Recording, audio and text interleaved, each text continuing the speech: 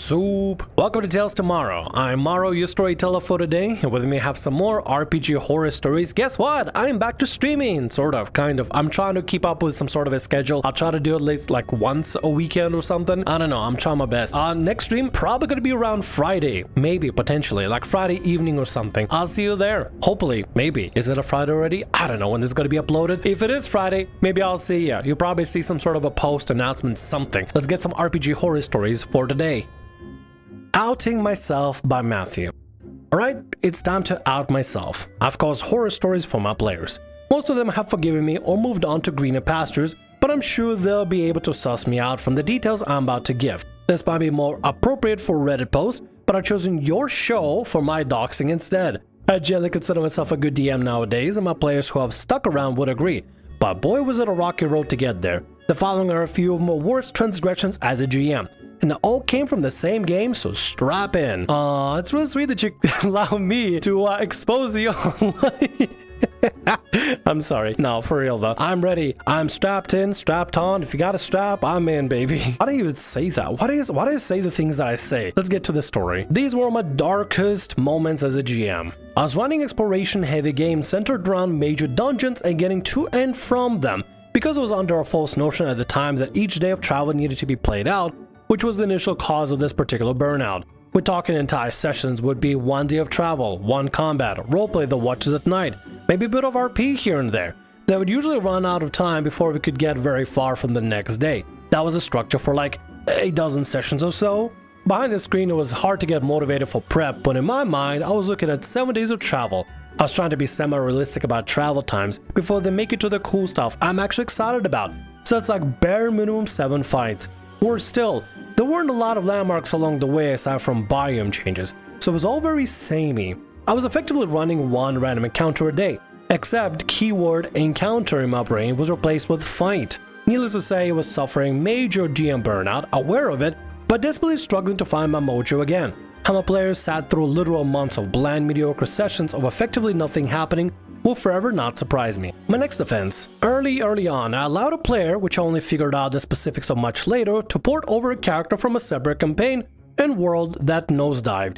And I didn't say no or give any notes to his backstory despite it being heavily reliant on Forgotten Realms lore, D&D 5e lore. Classic new GM, yes GM kind of problem, whatever. Made my world really weird at first, but nowadays I'm actually really happy with the weird hodgepodge Forgotten Realms, MTG, homebrew world lore I have established. His concept was basically a Fiona tiefling, unearthed arcana fiendish options. The worship Fiona, not Belial, if you know you know, a ruler of hell that embodied lust.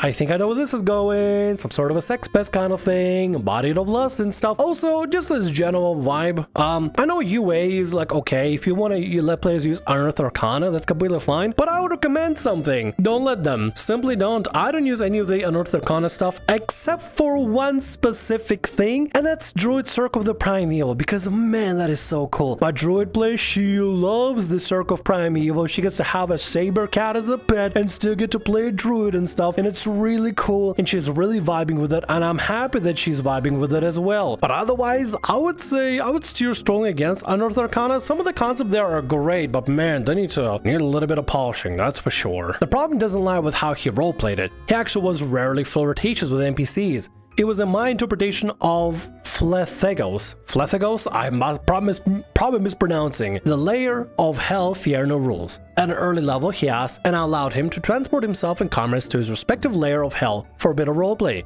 Initially, this was just used for a one-off vacation downtime session, but they got to explore the horniest layer of hell, with that player acting as a tour guide, but the power persisted with his character, and a later trip caused issue. The stage is set. Here's the actual horror story. One of our players had, and still does, a habit of obsession with lore and knowing things. At the time I had noticed most egregiously in libraries where he wanted to research the place that we're going next, and I gave him a few breadcrumbs before ultimately saying, it seems anything further has not been explored or documented and your party will be the first to discover it, to which he had spent another hour on and off still butting his head against that same wall of NPCs in the town, scraping for the last breadcrumb. When I say exploration heavy game, the main premise was an SAO style Last City, and the party were people sent out to explore the old world to find any useful scraps or bastions left over, other survivors, etc. I explained this player's habit of being what we know have dubbed him as a lore whore. Not to victim blame him, God no, but to describe my line of thinking when allowing the next thing I'm about to describe to happen. The devil character that can go to hell was having an arc with the general of Fierna that was possessing him. After one too many possessions, he decided to take the fight to him, so the whole party went to Flethagos. I hope I'm pronouncing it correctly. Fierna, layer of lust and hell, to confront him. The party almost immediately split up as one of the players wanted to get some more hell alcohol from the same bar he went to last time he was here. Our lore-centric player decided to get a head start of fighting the culprit though, and it being an Asmodeus tiefling, he thought he'd be fine to roam Flethagos solo. He makes his way to Fierna and Belial's palace, which is basically just a giant brothel slash orgy constantly going on, and finds an empty receptionist's desk for obvious reasons. So he decides to brave the pile to ask for direction. He just tried to seek counsel with and find the general that was possessing his fellow player's character. We were jumping back and forth between this and the bar scene, so I knew the moment the hell character showed his face, he not only know how to get there, but would be given some level of clearance to get in and get audience with the dude. I assume lore player just wanted to make some headway before the rest of the party joined up with him though, so he persisted. This is what we call the lore players kind of splitting the party, because suddenly you have all your players at the bar doing the bar things, and one player separating as well, and you just DM jump back and forth, and that can be a little bit difficult. One of the reasons why you say you don't split the party is also just to make the DM's job easier. Everybody gets to see everything going on all at the same time. I mean, you can micromanage between things, but people just gotta be patient already, you know? Let the DM bounce back and forth and try to make sure they give appropriate amount of time to every group that's split up and stuff. But otherwise, it's just easy just not to split the party, you know? The one person you could get to listen to him was a succubus who took a liking to him. She led him into an empty room to talk. She wasn't really receptive to or knew the answers to the question he was asking, but was stringing him along for obvious reasons. Lore player kept trying to pry those, since he was the first character to give him the time of day. So instead of fading to black, I took it step by step with minimal descriptions. She pulls your thing out and gave him a moment to react. Her intentions are obvious. Do you push her off? He kept trying to get intel. Okay, she says, noting of substance, mostly flirting. Then climbs on top. Gave another moment of pause. What do? Ask another question. She gives another nothing response, then she lines it up. Pause. Doesn't push her off. Keeps asking questions. She keeps giving nothing responses. She slides down, pause, still asks questions. I stopped describing it step by step, and it's obvious from here. He asks a few funny questions, like 2 or 3 at this point. She's completely useless. I say he finishes. I just can't imagine your DM has to rule that you finish. Is there a save or check you gotta do for that? Is that a constitution save? Charisma save? What is a save for finishing in this situation, GM? I can't even imagine a DM with a straight face saying, alright, player, you now finish in a succubus with a straight face too. You should just be like, listen, she doesn't answer any of your questions. She only wants to shaboing boing. She wants to just fade to black. No matter how many times you ask the question, she gives very much nothing responses. Basically continues on since you don't even fight it, so she just takes the opportunity to do so, I guess. I don't know. But also it's a little bit weird too, because I mean the player's not saying no, but they're not saying yes either. So I don't know how to feel about that. It sounds like the player's barking up the wrong tree completely, entirely. They want information in a place that doesn't want to give them information. They just want a bone, I guess. Does Flethagos really? Am I pronouncing it correctly? Does that rhyme? Is that rhyme like actual horny? Wait a minute. I spoke of Succulentia. Is Succulentia in Flethagos? Am I even pronouncing it correctly? I don't even know if I'm pronouncing it correctly. You know what it sounds like? It sounds like I have like a hair on my tongue going Flethagos.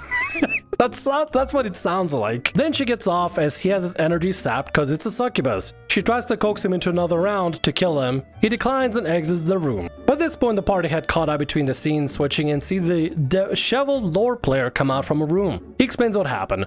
One player was playing a young adult character who had just turned old enough to drink and was throwing himself at every opportunity. So despite the mention of being a succubus who sucked your soul among other things, he jumped at the opportunity for sloppy seconds. Thankfully that one got no attention and was just used as a gag. The Hellplayer knew where to go once he arrived. He was able to get an audience with the guy that was possessing him. Guy basically said, "What are you gonna do about it?" and blackmailed him. Hellplayer wrote him in his death note. Out of character, the Hellplayer still wanted to have the devil possessed power up for a bit longer. Some made the general more powerful than the party and they tabled it as when we're a higher level kind of thing. They left. picked up the barely legal player who was gaunt and skin, bones by that point, much to the succubus's dismay, and left. And that lives on as the time I raped one of... I mean, I guess you're admitting to it. I wanted to say, like, is this kind of like, you know, one of those not consensual consent thing, like a CNC king thing? And I guess sort of. You said it, not me. Initially, the lore players seemed mostly fine with it, but an event I can only assume is scarcely accurate to a real-life incident. A couple of sessions later, he was like, wait a second, you raped me. I had a relatively toxic GM versus player mindset at the time, and instead of taking openly about this player's habit of lore whoring, I provided in-character consequence of his repeated questioning of the same NPC who clearly didn't have the info he wanted, pretty much just cause I was annoyed with his habit, wanted to take it out of him in some way. Thankfully, and I use my words like an adult to talk to my players instead of being passive-aggressive about it. Yeah, there probably should have been some sort of a consent thing because I guess the player did get forced into this whole interaction. But also, if you're on a land where basically everybody is just constantly boinging, then you sort of... it's like, okay, the best way I can explain it, it's like being in a water park. You go to a water park, you're gonna get splashed. You go to a sex convention, you're gonna finish or be finished on, I guess. I don't know, man. I don't know how else to explain it. On one hand, I fully understand the consequences of going to a place where everybody constantly banging and stuff is probably a character might get banged, and if you don't say no, they'll probably continue on. Like I said, it's like going to a water park. You go into a water park, you're probably gonna get splashed on. Don't go to a water park if you don't want to get wet. Don't go to Flethagos if you don't want to get wet, I guess. I'm gonna continue. Funnily enough, I still play with and run for that player, and he laughs about it and bullies me for it, as he should, but with no hard feelings. Bare minimum nowadays, I would have faded to black way early with no descriptions. But basically ERP'd that whole scene, and even if he didn't have a problem with it, the other players certainly did. A very uncomfy scene, as you can imagine. Later became a plot point for that lower character that he had trauma from it and a point of insecurity when he did pursue a romantic partner in the game, which was cool, glad some good came of it, but the origin of how he got raped is still very embarrassing for me. By far my lowest point as a GM. Using your own lowest points as a GM to learn your own mistakes because you made a mistake and you fully realize you made a mistake and you have like a, oh, I don't want to make that mistake again moment is a good thing. Yes, what you did probably wasn't okay in the slightest, at all whatsoever, and it traumatized your players, and your players made it very apparent that we're uncomfortable with it. But the fact that you're finding ways to learn from it and not just continue this like some sort of like a bad, like some sort of bad habit or some sort of like a bad trend, I think it's a good thing. And listen, I, Morrow, fully support when somebody wants to grow and improve and get better. We all make mistakes. We all make horrible things. And listen, mistakes are mistakes. You make a mistake, you learn from it. The most important part is that you're aware of the mistake that you made. Your players were very vocal about it, and you found ways to continue moving forward without making the mistake again. Growth is the most important part. Making mistakes is not a problem. It's about what you do with after you make the mistake. If you grow from it and become better from it, good. That means the mistake was a good lesson for you to not do something in the future. If you don't, that's kind of on you. Now time for my second lowest point, the TPK. Same boring, mediocre travel session, the party finally got to one of the cool things I was excited about. Another stronghold of humanity that survived the rumbling effectively. This was one of the main things the party was looking for, confirmation of other survivors. I had fun prepping a map and spreadsheet market for the city, but one thing I do regret is intentionally slowing down sessions leading up to the reveal of the town itself because I needed more time to prep. Nowadays, I never waste my players' time like that and just tell them up front if something's unfinished, so buckle down and finish it before it hits the table. Good. Hellplayer had a few family members and NPCs from his church that he previously assumed were dead, so he took center stage for the plot again. Basically, the final remnant members of the only Fiona church of the material plane that he used to run fled to the new city whenever it had formed instead of the main one the party started the campaign at, simply because it was closer. Downside though was a new tiefling had set up shop and was leading the church. Worse still, or good for the Hell player, he was a major dick. Out of character, the unearthed kind of fiendish options that the Hell player used for the Fiona Tiefling subrace also had rules of being followers of a church of your ruler or a Hell, or leading charge of your respective ruler, so he wanted to explore getting the leader benefit. That's why the priest that took over was purely antagonistic role, as he wasn't meant to last long nowadays. I'd probably make him a very good leader, so the choice of overthrowing him to get the mechanical benefit would be a harder decision, but I'm not particularly upset with him being a villain, rather how I handled him. Priest guy was basically just a Discord mod that was obsessed with Fiona, and it was a role played like he was a creepy fake fan, meaning Hell characters actually knew all the lore and corrected him on the sermons. Players were around level 7 or 8 at the time, so it was a decent time for Hell player to get this upgrade. We RP'd a political poll type series of scenes where he went door to door to all the fellow remaining members of the church, even some that dropped him from the church entirely, and it drummed up support for him, taking over the church again by the popular vote. Needless to say, he got an overwhelming majority, but Priest Guy rejected it and wouldn't go down without a fight. I want a big fight showdown. Players came up with a really solid strat. Forget exactly what it was, but a barely legal characters player was obsessed with Reddit builds, so I'm pretty sure it was one of those one-shot style traps to basically one-shot the priest since he was being difficult. But I really wanted to have that fight as a capstone for the church arc for the Hell player. Instead of communicating or anything sensible though, I literally this session before they were going to enact the plan, went back and retconned a bunch of other priest characters behind the scenes to do a big plot twist reveal so you could survive the initial trap and I'd get my fight. I basically had to make a deal with Mephistopheles, another ruler of Lair of Hell, that would circumvent in a giant fireball explosion. Initially the plan was, they one-tapped him with their trap, he explodes and party takes big damage as it gets arrived by Mephistopheles. Then he summons 2 Hellhounds and a party on the back foot as they attempt to finish him off. I didn't expect him to survive long after the explosion since they'd be focused on firing him, 1 round tops. I just wanted to have my last hurrah for the character since the solution kind of trivialized him as an antagonist. Around the same time, level 5+, I was around. Ooh, that's a dangerous power move. Alternatively for the future, Mythic Actions. Simply go into phase 2 Mythic Actions. They will one-shot him with a trap. But suddenly, from some sort of a curse or a blessing on one of the hells, the guy was reborn with a little bit of temporary HP, and 2 Hellhounds is summoned. And it goes to from phase 1, skipping phase 1 entirely, and going to the epic phase 2, and everybody gets to fight and stuff. I think that's nothing. I don't think that's actually even wrong in the slightest. I think that probably would have been a really good idea. That's at least what I would have done in a moment. Around this same time, level 5+, I was really struggling to challenge my players in fight, which was only exacerbated by the setting requiring custom homebrew monsters for just about every monster, which is kind of the whole premise for the game, so non-negotiable to change that, but still really challenged from a 1 year or so GM experience at the time. My struggle for balance led me to a really toxic player versus GM mentality that caused this whole TPK incident to begin with. So the players go to church, execute the plan, he's about to die, then he says a devilish chant, by the power of Mephistopheles, or something like that, and explodes. Because of such short notice for this fight prep and my spur of the moment improv, I didn't even have damage for this explosion, so I just said, 10d 100, 100,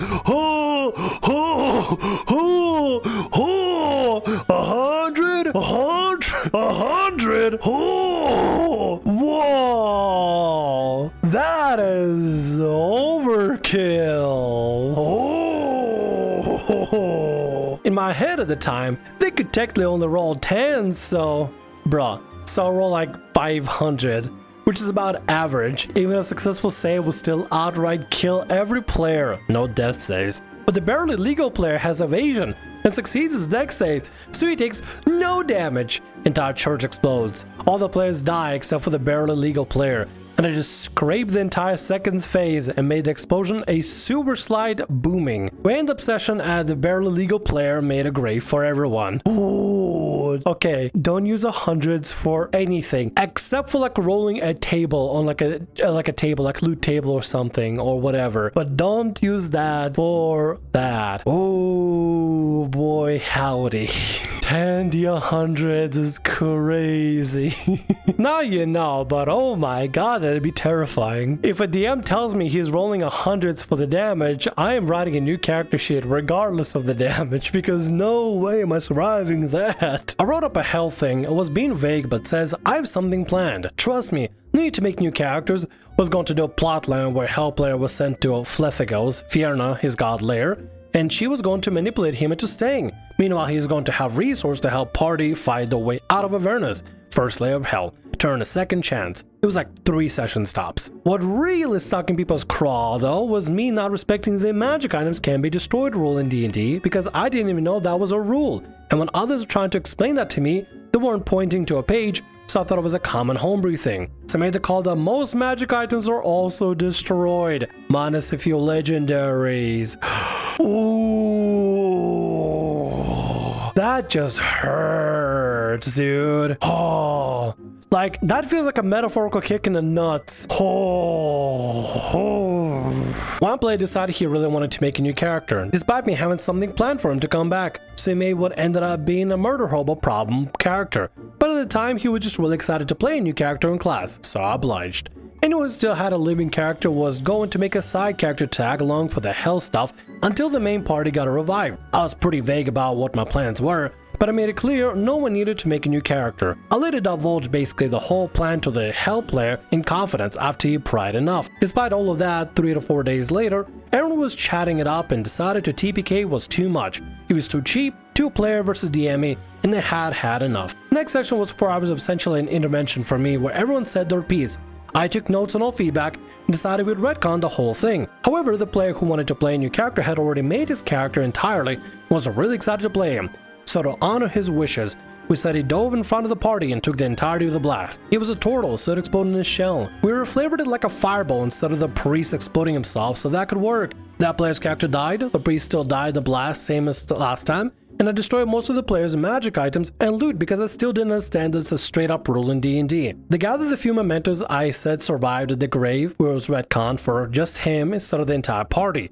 Hell player usurped his position in the church and got his leader power at the end. I lost a player to this whole debacle as well, as who left like 2-3 sessions after this. I had mostly been neglecting his backstory because he didn't give me much, not an excuse I know, and when he finally did get a crumb of it in the city, he was disappointed as it was rather cavalier and a bit of a dead end. That coupled with the TPK, he wanted out. Then the new character the turtle player made ended up being a murder hobo that could not stay out of prison, and even when they left the city, he was a little too murdering cringe for the party's ideals, so he got phased out. It was still in my yes DM era, so of course I okayed his crazy character. It led to some drama mainly among the players, and the turtle player just left the game entirely.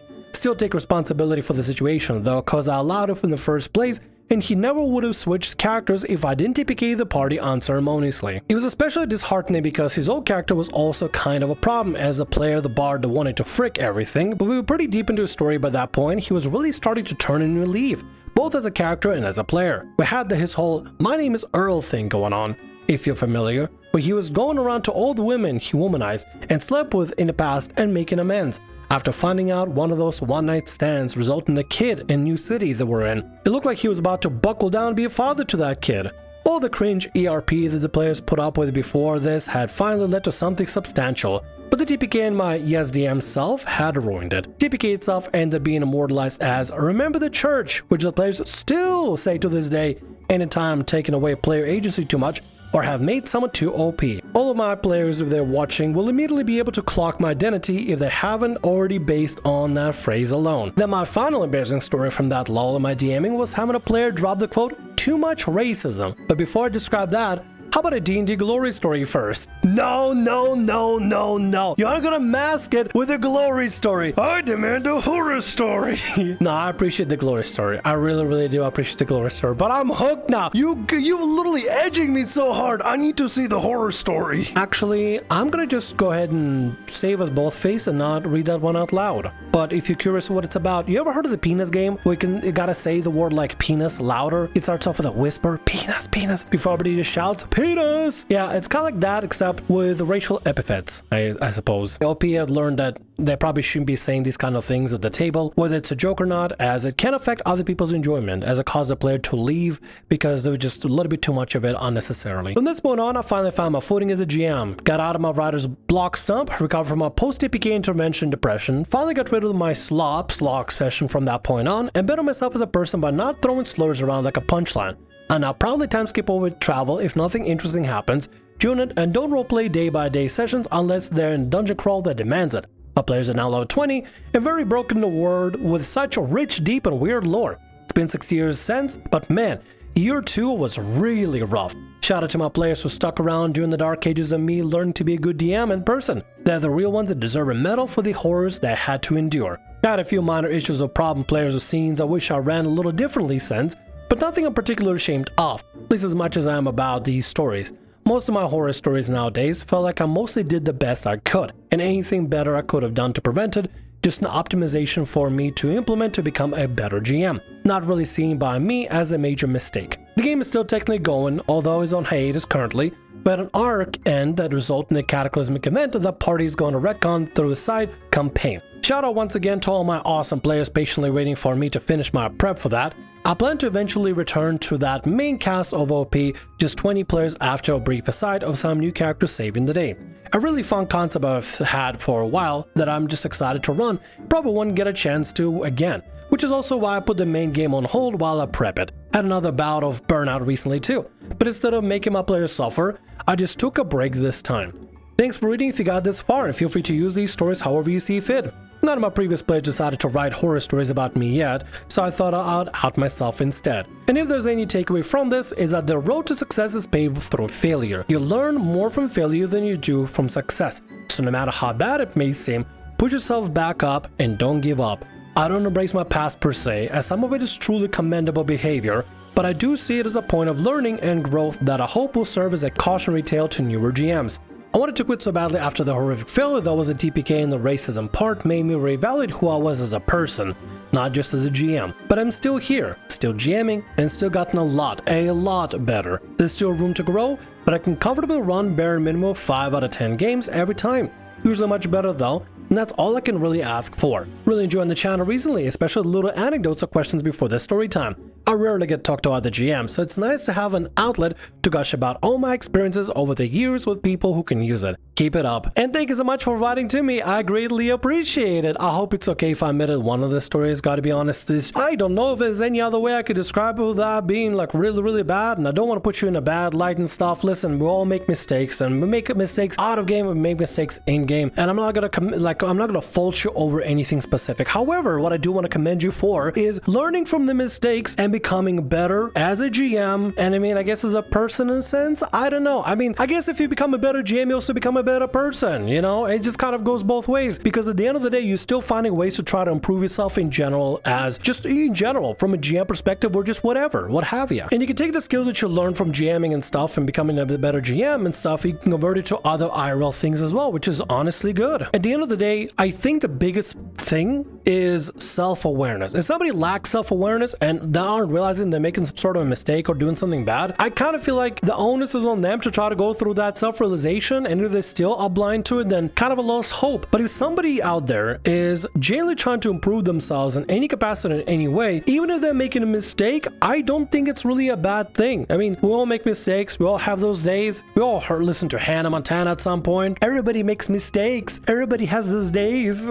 where I accidentally TPK'd a whole party of players. But thanks so much for writing to me, I really appreciate it, and I hope these wonderful lessons and these wonderful reflections on your personal mistakes that you've done can be helpful to others out there. Let's go ahead and wrap up the video here for now. If you want to write to me, email down links below. You should definitely write to me. I would love to get some more emails. And with that, that's going to be all our stories for today. I want to thank you very much for watching, and thanks so much for being here. If you like what I do, consider subscribing to the channel and leaving a like. Also, if the RPG Horror Stories ever goes down, or if you want to submit your own personalized horror story, email is down in the description below. I'll see you again in more Tales Tomorrow.